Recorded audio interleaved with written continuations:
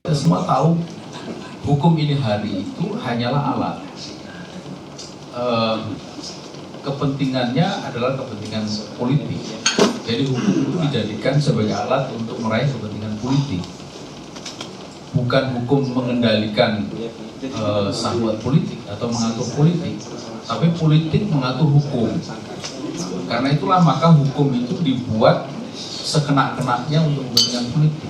Dari sana lahir Undang-Undang Cipta Kerja, dari sana lahir Undang-Undang Minerba, dari sana lahir Perpu Ormas, Perpu Covid, segala macam itu.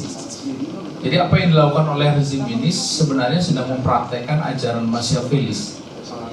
Kalau kita membaca Machiavellis itu di sana dia katakan bahwa Anda harus taat hukum, penguasa itu harus taat hukum. Sepanjang hukum itu memperkuat kekuasaan Anda. Itu doktrin Machiavellis. Kemudian yang kedua, jika hukum itu memperlemah kekuasaan Anda, ganti. Kalau tidak ada hukum yang memperkuat Anda, buat hukum untuk memperkuat kekuasaan Anda. Jadi kalau kita membaca teori Machiavelli, sebenarnya rezim sekarang ini rezim Machiavellis.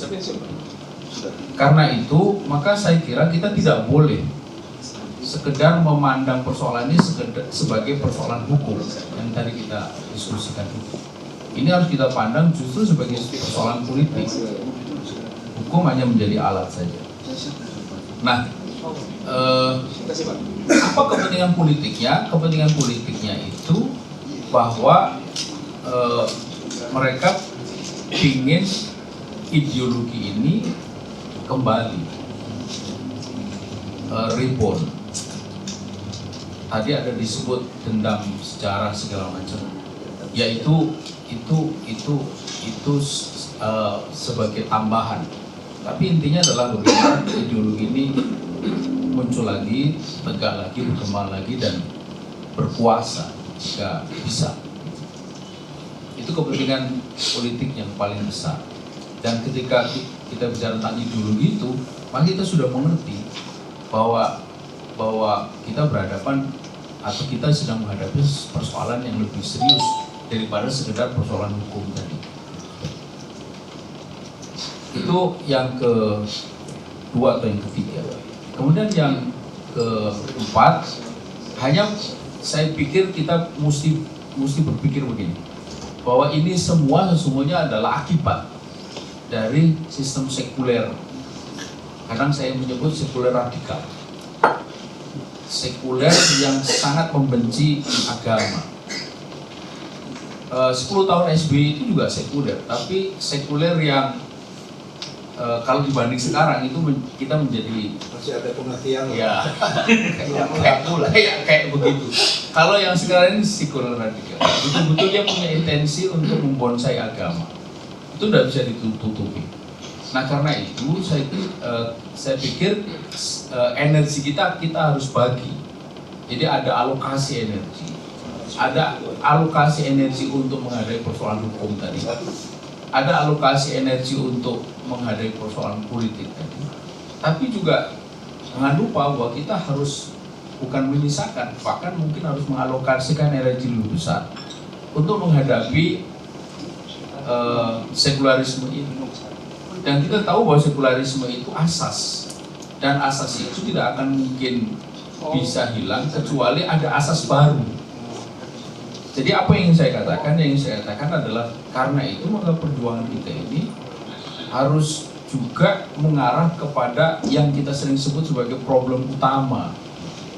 Ini kalau bahasa kitabnya itu Al-Qadiyatul Muslimin Al-Masiriyah, problem utama umat itu adalah i'adatul hukmi bima anzalallah.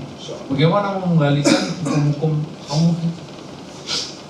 Dan jika hukum Allah tegak, yang begini ini kagak bakal ada. Ini semua kan karena hukum Allah tidak tegak. Karena hukum Allah tidak ada, maka kemudian jadi cabang-cabangnya banyak sekali. Ini salah satu cabang. Ada cabang LGBT, ya, ada cabang Pancasila, ada cabang, banyak sekali kalau kita mau sebut. LGBT ini aneh. Dikatakan bahwa tidak ada legalisasi LGBT, tapi ketika tidak ada pemidanaan terhadap pelaku LGBT, itu artinya legal. Kita mau sebut apa? Kalau ada pencurian tidak dilarang, artinya pencurian itu boleh. Kan begitu logika hukumnya. Mudah-mudahan benar. Tapi rasanya benar gitu. Jadi sekarang coba kalau ada yang melakukan LGBT, lalu kita mau tindak apa dia? Tidak bisa.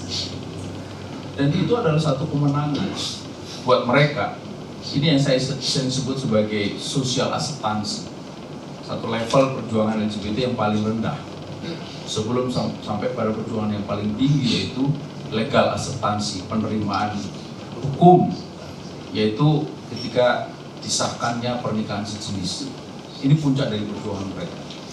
Dan kita tidak boleh menganggap ini tidak mungkin di negeri kita. Sebagaimana publik Amerika tahun 50 itu masih sangat keras menentang LGBT. Tahun 60 itu terjadi perkelahian antara yang pro dan kontra, tapi yang kontra masih sangat kuat. Ini hari yang kontra itu mati kutu karena seluruh negara bagian di Amerika tahun 2015 itu absah pernikahan sejenis melalui voting MA 5 lawan 4. Itu semua terjadi oleh karena tidak adanya hukum Allah. Karena itulah maka saya kira perjuangan kita ini memang harus semacam ada alokasi. Jadi politik alokasi utama itu harus diletakkan pada bagaimana merubah negeri kita ini dari asas sekuler menjadi asas Islam. Bagaimana jalannya? Tidak ada jalan lain kecuali melalui umat. Kita ini punya potensi besar, potensi umat. Lawang ini 85% angka paling buruk negeri ini Muslim penduduknya. Logikanya kan bagaimana bisa 85 itu kalah lawan 15? Tapi faktanya kita yang perjuangan Islam ini jadi minoritas di negeri mayoritas Muslim. Bagaimana bisa? Ini kan berarti problemnya di tubuh kita, di tubuh umat Islam. Kalau kita tengok pemimpin yang ada sekarang yang duduk di kekuasaan semuanya Muslim, ya toh? Apapun lah kita bilang Muslim kan gitu. Tapi kenapa mereka jadi kayak begitu? Ini kan menunjukkan bahwa ada persoalan di tubuh. Bagaimana jalan supaya kekuasaan atau perubahan ini bisa terjadi? Itulah yang kita sering sebut sebagai antorikil ummah. Antorikil ummah, melalui jalan umat. Umat yang bagaimana? Umat yang sadar seperti apa? Saya kira seperti kita inilah umpamanya. Andai umat di negeri ini segini banyaknya kan selesai dulu.